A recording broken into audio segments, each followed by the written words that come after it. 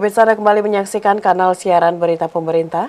PT Pertamina Persero membentuk Satuan Tugas Natal dan Tahun Baru 2024 untuk menjamin ketersediaan energi bagi masyarakat di seluruh Indonesia.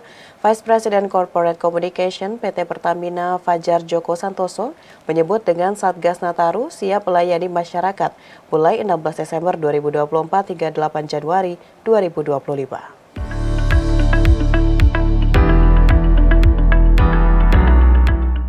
PT Pertamina Persero bersama anak perusahaan dan afiliasinya memastikan kesiapan dalam mendukung kebutuhan energi bagi masyarakat Indonesia selama libur Natal dan Tahun Baru 2024-2025. Langkah ini menunjukkan komitmen Pertamina dalam menyediakan energi dan stabilitas pasokan di tengah meningkatnya konsumsi selama periode liburan. Vice President Corporate Communication PT Pertamina, Fajar Joko Santoso menyebutkan, dengan Satgas Nataru, Pertamina Group siap melayani masyarakat sejak 16 Desember 2024 hingga 9 Januari 2025 yang bertugas di seluruh lini operasional mulai dari hulu hingga hilir. Tugasnya memastikan kebutuhan dan juga distribusi energi selama peringatan Natal dan Tahun Baru kepada masyarakat tetap optimal. Data dari Kementerian Perhubungan bahwa akan ada lebih dari 100 juta warga yang akan melakukan perjalanan. Fajar memprediksi kebutuhan energi selama Nataru BBM jenis gasolin meningkat sebesar 5%. Sementara BBM jenis gasolin atau solar mengalami penurunan sebesar 3,3% dan LPG meningkat sebesar 2,7%. Dengan penambahan tersebut, Pertamina terus memantau kondisi pasokan energi di seluruh Indonesia melalui Pertamina Digital Hub. Menurut Fajar, sistem ini memungkinkan pemantauan pasokan secara real-time dan penanganan cepat jika terjadi kendala. PT Pertamina membentuk Satuan Tugas Natal dan Tahun Baru 2024 untuk menjamin ketersediaan energi bagi masyarakat di seluruh Indonesia dalam periode libur Natal dan Tahun Baru. Secara konsumsi energi seperti biasa akhir tahun kami prediksi akan meningkat. Kami di holding juga memiliki Pertamina Digital Hub yang akan terus memonitor secara real time 24 jam dan langsung terkoneksi ke SPBU sehingga kami pastikan nanti tidak ada kelangkaan. Sementara itu pemirsa, sarana pendukung dari Pertamina lainnya yakni layanan kesehatan melalui PT Pertamina Bina Medica atau IHC, serta untuk mendukung liburan bagi masyarakat Indonesia, Patra Jasa sebagai EP Service Pertamina Group juga mengadakan berbagai macam promo menarik, seperti menginap di Hotel Patra Jasa di berbagai wilayah di Indonesia.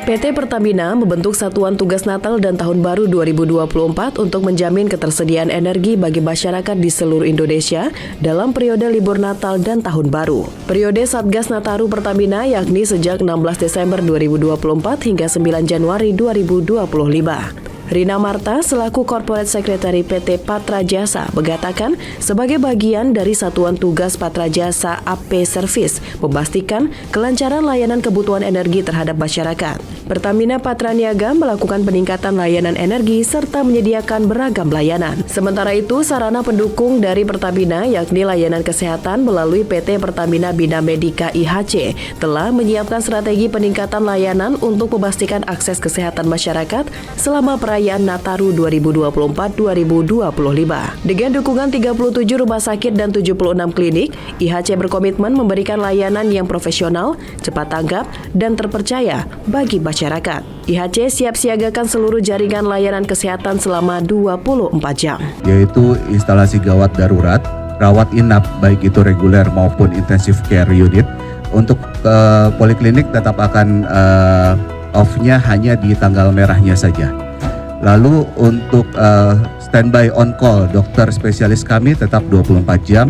Kami ada kolaborasi untuk jaga layanan kesehatan di posko kesehatan di jalur-jalur mudik, yaitu pertama ada di area Sumatera bagian selatan, kemudian di area Jawa bagian tengah itu ada di kilometer 260, kilometer 379 dan juga kilometer 515.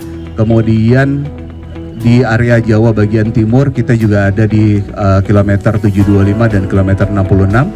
Dan di area Sulawesi kita ada di Bandara Sultan Hasanuddin Makassar dan juga di Bandara Samratulangi Manado. Ada 8 rumah sakit standby untuk hemodialisa traveling. Call center kami di call center IHC 150442 untuk tetap standby 24 jam setiap harinya untuk layanan kesehatan dan kemudian untuk pendaftaran baik itu rawat jalan maupun rawat inap.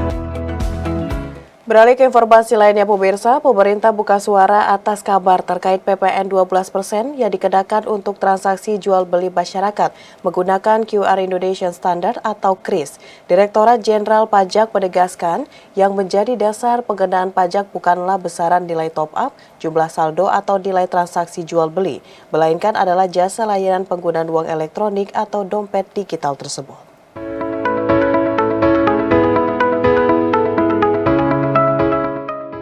Pemerintah buka suara atas kabar terkait PPN 12% yang dikenakan untuk transaksi jual beli masyarakat menggunakan QRIS Indonesia Standar atau KRIS. Dilansir dari situs resmi pajak.go.id, Direktur Jenderal Pajak Kementerian Keuangan menyatakan transaksi menggunakan KRIS maupun dompet digital dan IBANI tidak dikenakan PPN 12%. Direktorat Jenderal Pajak menegaskan yang menjadi dasar pengenaan pajak bukanlah besaran nilai top up, jumlah saldo atau nilai transaksi jual beli, melainkan adalah jasa layanan penggunaan uang elektronik atau dompet digital tersebut. PPN berlaku untuk biaya layanan yang dibebankan kepada penyelenggara, seperti biaya layanan registrasi, pengisian uang saldo, pembayaran transaksi, transfer dana, dan tarik tunai untuk uang elektronik.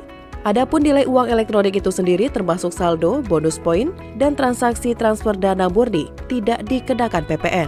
Direktorat Jenderal Pajak juga menegaskan bahwa jasa layanan uang elektronik dompet digital dan penyelenggara sistem pembayaran berupa KRIS bukan merupakan objek pajak baru. Dalam kesempatan itu, Menteri Koordinator Perekonomian Erlangga Hartarto menyatakan bahwa PPN hanya dikenakan pada barang yang dijual, bukan pada sistem transaksinya. Sekali lagi payment system. Hari ini rame QRIS, itu juga tidak dikenakan PPN. Jadi KRIS tidak ada PPN. Sama seperti debit card transaksi yang lain. Jadi apalagi kalau sektor kan transportasi, kemudian kesehatan dan pendidikan itu tanpa PPN semua. Kecuali yang khusus nanti yang ditentukan. Jadi bayar tol pun tidak kena PPN. Pemirsa, usai jeda pariwara, kami akan kembali dengan informasi lainnya. Tetaplah bersama kami.